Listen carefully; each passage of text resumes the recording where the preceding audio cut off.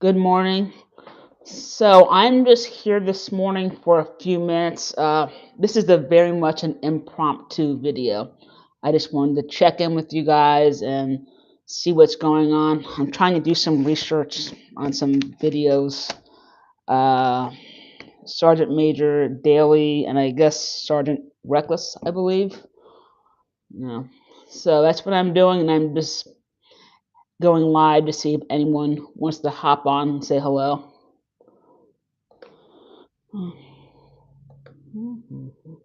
Let's see. What I will do is I will uh, announce this on my channel. That way people know that I'm live. Hi there. I'm just here, just kind of impromptu live for a little bit before I go to physical therapy. So we can chat, and I'm trying to do some research for some videos. Yeah, so feel free to start any kind of conversation. This is very informal right now. Yeah. If you want to chat and tell me where you guys are from, that would be great. I'm in South Carolina. Okay, post.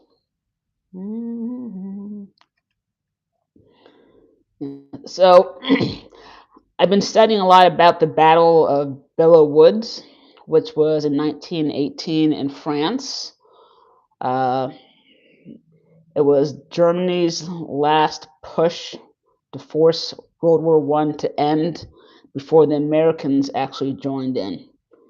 And obviously, their plans were thwarted when U.S. forces took the ground, especially the U.S. Marines.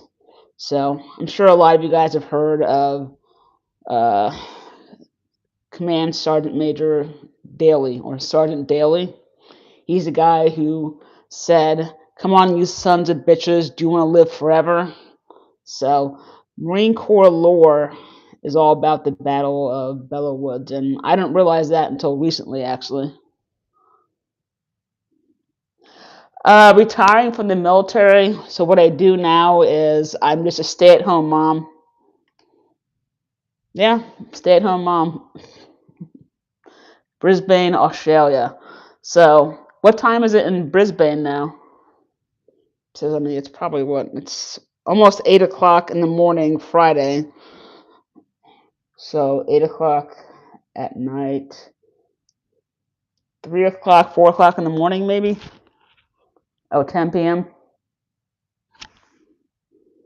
Okay, so 12, 14 hours ahead. Okay, all right. South Australia, 10:55. Oh boy. How many time zones are in Australia, I wonder? And actually, something that I learned recently is that land mass wise, Australia is almost the size of the continental United States. Not quite, but it's actually pretty close, which I had no idea until a few months ago, actually. But if you include Alaska, though, then that's a whole nother story. But that's not a part of the continental US, though. Aw, yeah, I like being a parent. 5 time zones, I think. Yeah, I've actually been in all 24 time zones. I think it's 24 time zones in the world. When I did my semester at sea, we went all the way around the world and we hit every single time zone. Crossed the international date line, went through the Bermuda Triangle. Yeah, yeah. So that was a great experience. 5 time zones, I think. Friday night. So anything going on a Friday night in Australia, in Gavin Hill? Anything fun? Brisbane. I have no idea where Brisbane is. I know where the Northern Territory is. I know where Melbourne is. I know where Darwin is. I know where. Northern Territory is. That's about it. I know where the Coral Sea is. So, yeah, my knowledge about Australian geography is pretty bad actually. Melbourne. Okay. Melbourne is a port city. I think it's on the east coast of Australia, and that's where the Marines, the First Marine Division, did their R&R after Guadalcanal. So 1942. I think they were there maybe 8 or 9 months, maybe an hour out of Sydney. Okay, Sydney. Okay, I know Sydney's a port city. I'm not sure where it is though, but the Grand Prix is in Melbourne right now. Grand Prix, like race cars. Okay, Queen. So how far is okay Darwin? Okay, we have Darwin. That's okay. That's Northern Territory. Queensland is right there. Okay, I got it in my head. Northern Territory. Awesome. Very nice. So in the next, either starting, well, I'm waiting on a copyright claim to get released or not released. So maybe next week or the week after or after that, I am going to actually uh, publish a video about the Kokoda Trail, actually. And then I'll follow up with a video of Slim Dusty singing that song as a tribute. So both really good videos. Yeah. I had never heard of that song until someone had suggested that a while ago, actually. How long did Symmetric She take? Big fight. There was a big fight between Australia and American soldiers. What? Most respect to your grandfather. Right in the center. Symmetric Sea was 3.5 months long, about 100 days. We started in Vancouver and went up toward Japan, hit a lot of Asian countries, including like Vietnam, and came across India, then to South Africa, and then up toward, I guess, toward like Cuba and Brazil. But we saw about 10 countries. And this was in fall of 2000. This was 2 days before we got to Kobe, Japan. It was September 11th. So that was like surreal being on the ship when that happened. But it ended up being our itinerary got changed because of that. We were going to go to Kenya, but and Kenya and Malaysia, but then that got changed. So we ended up going to Cuba and Brazil and Seychelles. Daniel, was your father, was he an infantryman? Kokoda. Can't imagine that war. I thought they had it bad at what was it? Not Peleliu, at like Guadalcanal and New Britain, but I think Kokoda. I think it probably would have been worse just because of the fact that the elevation was just nuts, and sometimes they were what 7,000 feet above sea level or something, so they'd be freezing up in the mountains and having to come down where it was like hot, humid, and wet, and yeah, it was a. The more you learn about that battle, the crazier it is. It's just like, wow. Two-third infantry battalion. Was he one of the reserve soldiers, the ones that had been nicknamed the Chocolate Soldiers? Battle of Brisbane. Someone had mentioned that, the Battle of Brisbane. Battle of Brisbane. Sable Pub. Uncle fought with the 39th Battalion. No. Okay. Okay. Yeah, but if I can get my claim to Slim Dusty's Kokoda song, if I can get that removed or resolved in the next week or two, then I'll probably get the Kokoda history video up as soon as that happens. So I can publish both videos in the same 2 week time frame. Since right now I'm also reacting to the This Is War series, the Sweden series. The first episode I published yesterday, and there should be about 6 episodes in the whole series. Bill the Bastard. No, I've heard of Sergeant Reckless, right? But not Bill the Bastard. No, was that another horse or another like Australian horse?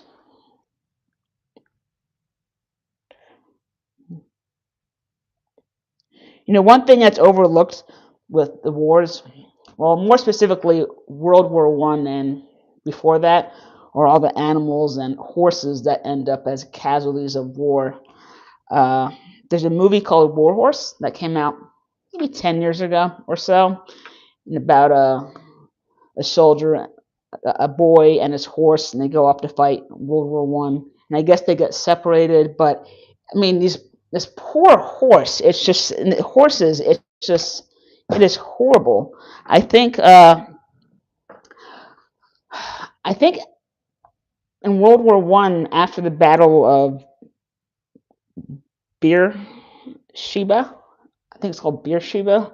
I'm not sure. I've not really researched it yet. But the Battle of the Light Horsemen, you know, all those horses that died. And then I think before Australia returned to, you know, civilian life and back to Australia, I think they ended up having to kill like all their horses because of disease or something. I don't know. It's just really sad. I mean, I like animals, and it's always sad to see animals like horses get caught up in the middle of things. Eh, it's sad. We defeated the wrong enemy in World War II. General Patton said the same exact thing. He wanted to go after what was it? The USSR, I think. Yeah. Uh, anyway, if there are any topics or any battles that you guys want me to research and whatnot, I can. The Fat Electrician. That's the video I'm going to react to for Sergeant Major Dan Daly. So I'm not going to do a lot of research because I already know about Daly from the Battle of Belleau Woods. And the Fat Electrician is just such a good storyteller that I want to have some surprises in there, but I still want to make sure that I can give you guys some insight. I mean, that's kind of it's what I like to do.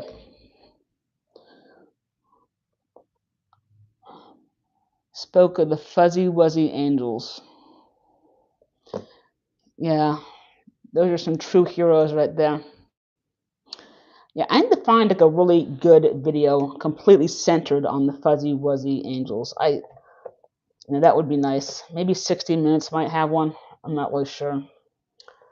I think the Fuzzy Wuzzy Angels finally got a monument from Australia put in on the track just a few years ago, maybe 2021, maybe, or recently. What was that thing? Bill the Butcher, AI Pack. What is that? What was it? Bill the Bastard. Okay. Bill the Bastard horse.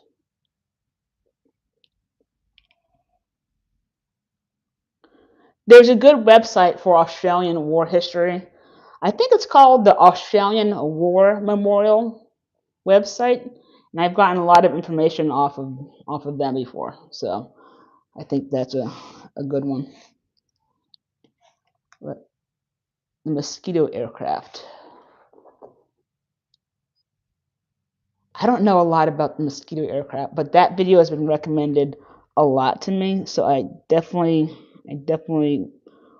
have that on my list. Mosquito aircraft.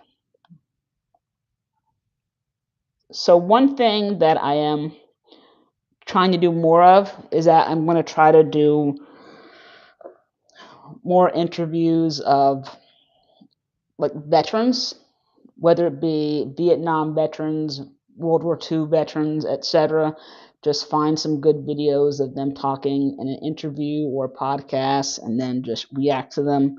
I filmed about 4 videos in the last 2 days, including 2 reactions to some Vietnam veterans, and it's about some American Vietnam veterans. However, I did mention Australia and New Zealand a couple times in my reaction, uh, since it was relevant. You weren't military. This is stolen valor. Yeah, stolen valor can be a problem. Yeah, I don't understand how that works exactly. But anyway, the Vietnam Experience, that's a really good website. I think that's mostly focused on American Vietnam veterans, but they have a lot of great interviews on there and stuff. So I filmed a reaction to a 15-minute one on what it was like to be a corpsman, a Navy corpsman or medic in Vietnam. And considering that I was an Army medic in Iraq, I thought it was a really good video that I could relate to.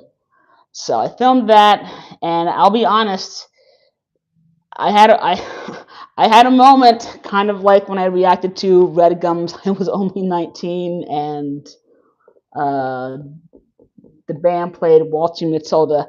Yeah, I kind of had a little bit of a little bit of a breakdown. So yeah, just because it was all these memories, just yeah, it was just kind of tough to try to film it, but I did though.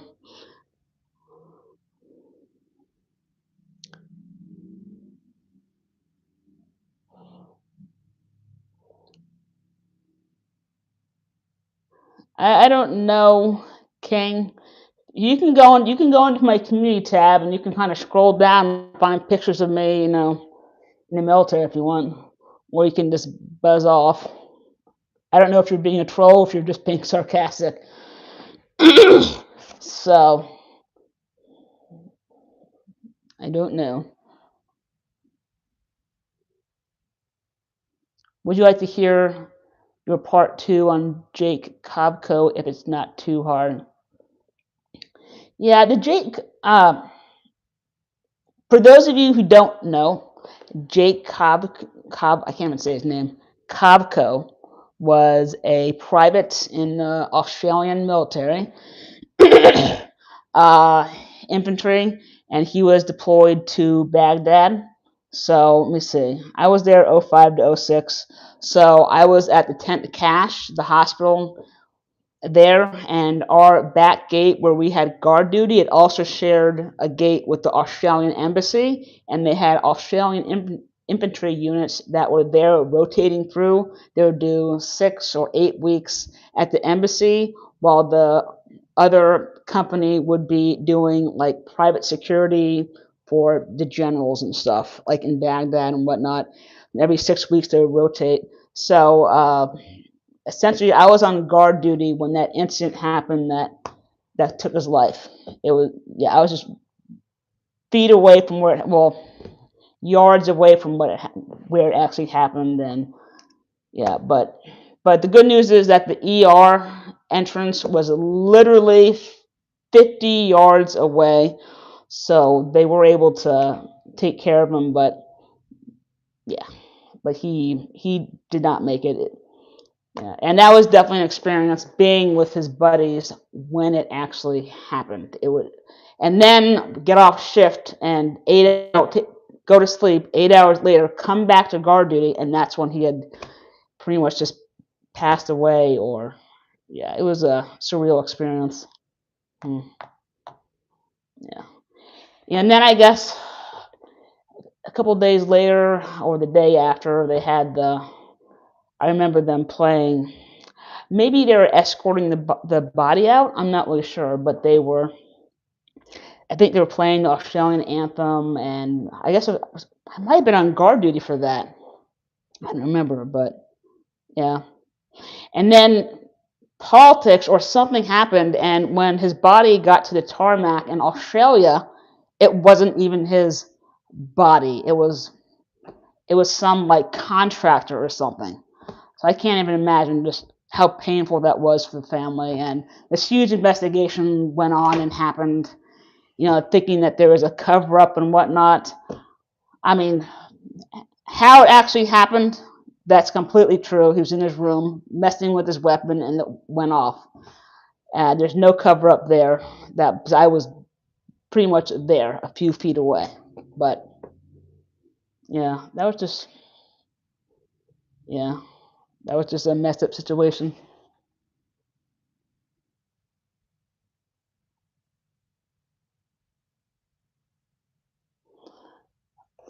Okay, so all right, King, I'm hiding you. See if that worked. All right, I just said King. There we go. All right, so we have a little troll here that's just being kind of stupid. So I just hit him. All right, well that's good. Uh, yeah.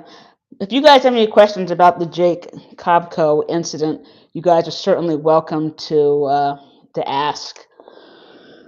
Uh, I mean, I can talk about it. If I can't talk about it, I'll just change the subject. But I'm okay at the moment. If you guys do want to ask questions about that, but yeah, it was pretty. That was one of the worst days in Iraq. Was that day, and then another bad day was when we had a huge. Oh, I know the other bad day.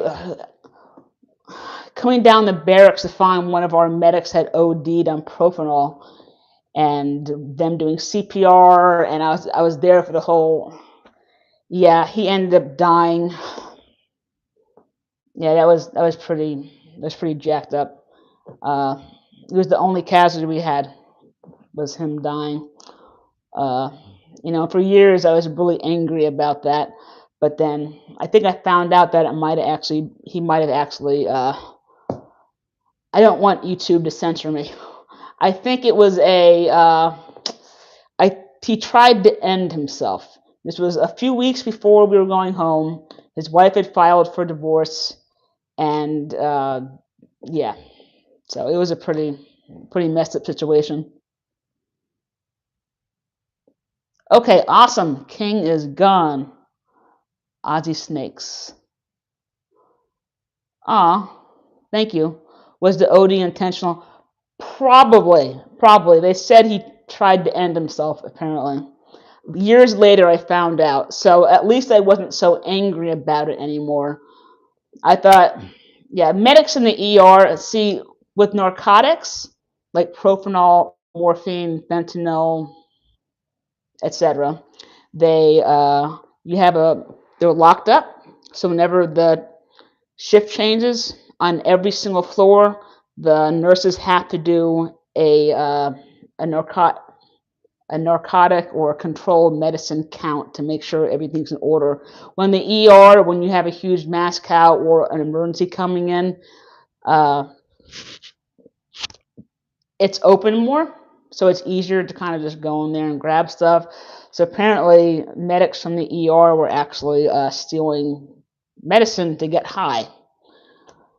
Uh, yeah. So, but they did notice that some narcotics were actually missing, so they were trying to rearrange shifts and stuff to try to figure out who was actually doing it, and then the OD happened.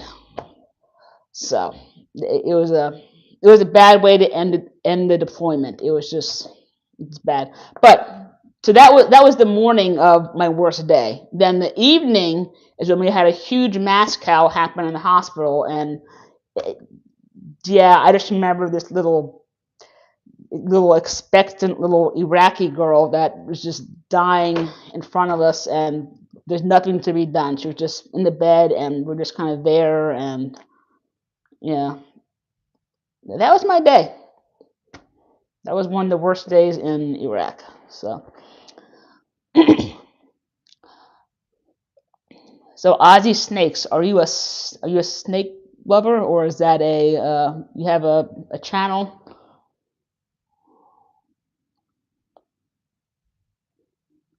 A little more sarcasm. I appreciate it. We had it easy at the hospital in Iraq, actually. I mean, not easy, but we weren't on the front lines. We weren't in combat. We saw all the aftermath. The closest I've been to combat was we were upstairs in our barracks, and we could see a firefight with flares going off in the distance at nighttime. I don't know how far it was. Maybe it was like uh maybe it was a mile or 2 miles away. I don't know. It's hard to tell distance over at nighttime like that from the top story of a building. No, love snakes. Yeah, we got a lot of children in the hospital. Uh, I had never seen child abuse until I went to Iraq, actually. In our hospital, we would cater to militaries of any country, contractors of any country, civilian, children, Al Qaeda. Uh, yeah, yeah. So we, yeah, a lot of children. They tend so for children in Iraq, one of the big things that they do for abusing them is that it's called dipping. They dip them in like boiling oil or water, and then when you see them, you can see this line of like being burnt, like a circumference all the way down, and yeah, it's pretty messed up. Um, yeah, children are so innocent. If you beat your children, you are wrong. That's all I gotta say. Beat, hurt, abuse, neglect. Just that's my biggest pet peeve. And you know, what your future plans for some upcoming videos? Oh, thank you. Um, excuse me. So I just finished reacting to some videos on the Battle of Belleau Woods, which is one of the most iconic battles in Marine Corps history. It's up there with Guadalcanal, Peleliu, Okinawa, the Chosin Reservoir, Fallujah. It's how the Marines got their nicknames, Devil Dogs. So I just finished reacting to that, a history video on that, and then I reacted to the Sabaton's Devil Dogs, a lyrical video on that. The video coming up on the Kokoda track, the Australian New Guinea World War II video, World War II campaign or battle. I'm researching about Sergeant Major Dan Daly, who was actually at the Battle of uh, Belleau Woods, and I'm going to react to the Fat Electrician's video on that. So I'm actually not going to do too much more research on that, just because I already know something about it. And the Fat Electrician is such a good storyteller, as I was saying before, that I don't want to completely spoil his stories and whatnot.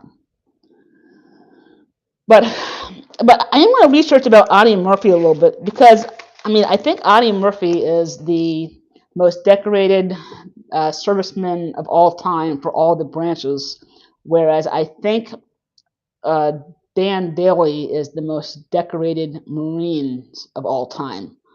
Yeah, he is one of 19 servicemen ever to receive the Medal of Honor twice, and he was actually nominated for a third Medal of Honor for the Battle of Belleau Woods. But the top brass said, "You know what? You may have earned it, but we don't care. It's not fair." So they denied it, And then like the next year, I think they passed a law saying that you can only get one Medal of Honor. I think that was in 1919, 1920. Yeah, but yeah, Sergeant Major Daly was a legend, up there with, I don't know, Chesty Puller. Yeah. But yeah. So So I want to look to see if just how he compares to Audie Murphy. So I'm gonna look up Audie Murphy, and when I react to the Fat Electrician video, I can probably draw some parallels to their stories. Yeah. Let's see. My uncle was in New Zealand in combat medicine. You shouldn't ever understand yourself. What you saw, what you bad is just at the front lines. Yeah. Well, my respect to your uncle. New Zealand. My aunt is actually a Kiwi, so the Kiwis are definitely in my heart. Yeah, the difference is, I guess, is that we weren't like constantly in danger. We would get indirect rockets, mortar, etc., and we'd have to take cover. Or, well, it was more in the summertime that we would get some indirect fire. We'd have like bunkers scattered around and stuff. But I never saw a rocket or a mortar come close to even hitting me. But I was on guard duty, and I guess it was probably in the summer. I was on guard duty at the chow hall line, like the gate and stuff, and this Nepalese guard and we heard a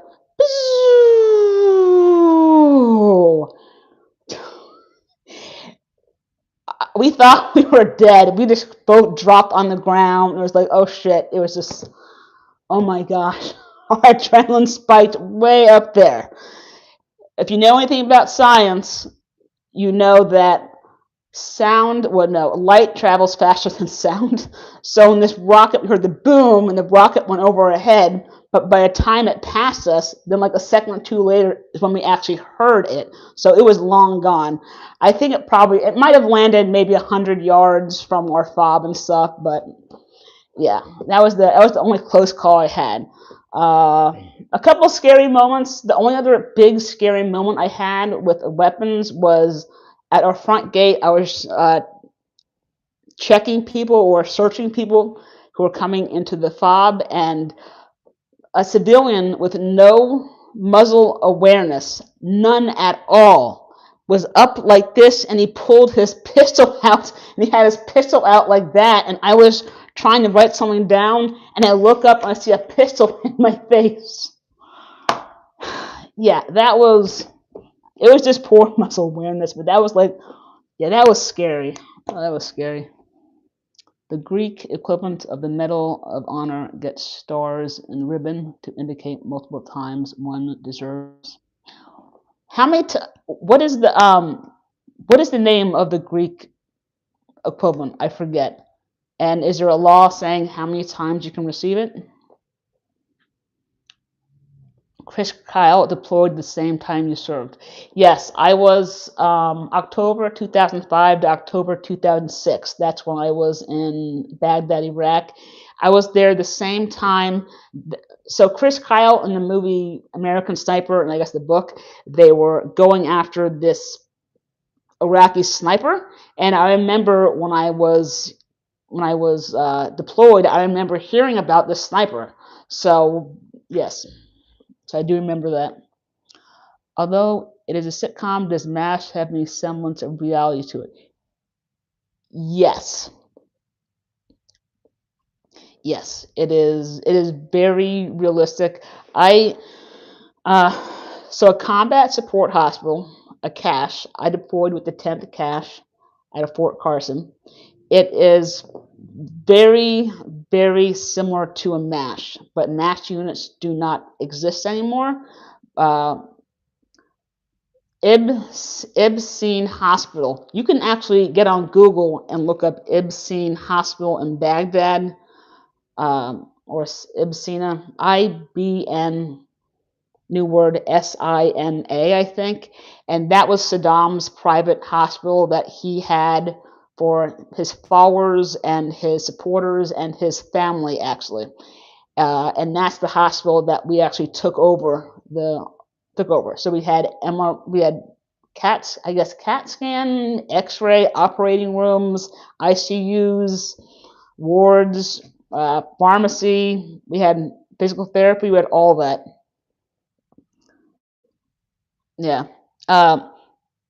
Interesting piece of trivia about Iraq is that when I was there, what time was it? Okay, a few more minutes. A few more minutes. When I was there, what happened? Okay, I think it was during Saddam's trial, if I'm remembering correctly. I might have to Google when his trial was, but I think it was during Saddam's trial because I was working on the ward and I saw, and the chief prosecutor of Saddam's trial actually stayed with us for a night or two, and we're trying to keep hush hush just for his protection. But we had all these Iraqi workers that worked in the hospital, and they found out. I remember going in there, and they were so excited and happy to see him. I mean, they were so friendly, and they were talking, and it was this biggest thing. Like they were so like proud that he was a patient there. So yeah, so that's pretty interesting. Yeah. Let me see. Yeah, if you guys have any other questions, I'm gonna sign off in about 2 minutes or so. Let me see. Yeah. I know I mentioned Audie Murphy before, and I know I have a kind of a wide variety of people in the comments. So my question is, who here knows who Audie Murphy is, or why he's so famous? You, the gold medal of military and excellence and bravery. I think that award. I think wasn't that award created like pretty late, like in the 1960s or 70s or something. I don't go live that often. I've only gone live a handful of times. I've had this channel three or 4 years, and I've gone live maybe 3 or 4 times. And I've gone live only once on my other channel also. Yeah, and this is more of an impromptu live. I had some time to kill before I go to physical therapy for my arm and on my shoulder. And I was trying to do a little research on some videos, so I thought I'll just get on live. Yeah. And it would be good practice for speaking because I'm a horrible speaker, and going live just helps me speak better, think think through words and stuff.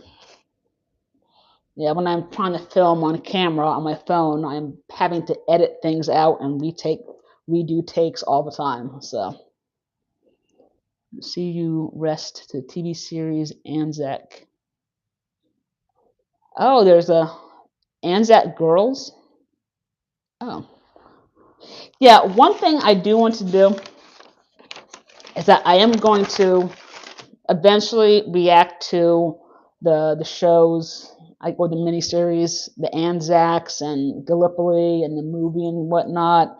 But I'm not sure when. But Anzac Girls, I did not know that. I'll just write that down just so I can look into it. Yeah, anything combat medic, nurse, medical, hospital corpsman related. I mean, content like that is good because I mean I can relate to it being Army combat medic. Thank you. I appreciate it. It's an old medal, but made in the past. There's the crown on top of the cross. Removed. Thanks for your chat. Hooroo. Hooroo. Does that mean thank you or? I've never been to Australia. My brother has been there once. No, he's been there twice. He went there once for a study abroad. He was in Australia when Jacob Kovco died, actually. Yeah. And I think it was there when Steve-O died too. Steve Irwin. Yeah, that was rough. That was a rough time for Australia. You know, I learned to love Australia because of Steve Irwin, and then working with the diggers in Iraq, working with the diggers. Sorry, working with the diggers in Iraq. For those of you who don't know, a digger just means Australian military. But yeah, Steve Irwin and Jape Costco. Jeez, that was just rough. Bye for now. All right.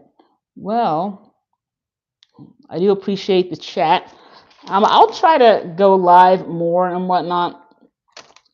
Again, it's good practice for me to try to just talk, and I can answer questions and stuff. Yeah, but if you guys want to help the channel out, one thing you guys could do, which would be awesome, is to just hit that like button. And if you do watch my videos, hitting the like button helps a lot, and so does watching to the end. That also helps. Or if you watch more than one video in a row, that's also a big help. So, anyway, I appreciate you guys a lot. Good morning, dog-faced soldier. Not much is going on. I have to sign off in a second because I gotta get ready for physical therapy, and I want to make sure that Ozzy gets his breakfast. So, all right. Well, thank you guys again for your support. You are awesome. You were awesome. You know, always feel free to comment on any of my videos or community posts. I always like to interact with you guys. All right. Well, hey, have a good morning or a good evening. All right. Thanks.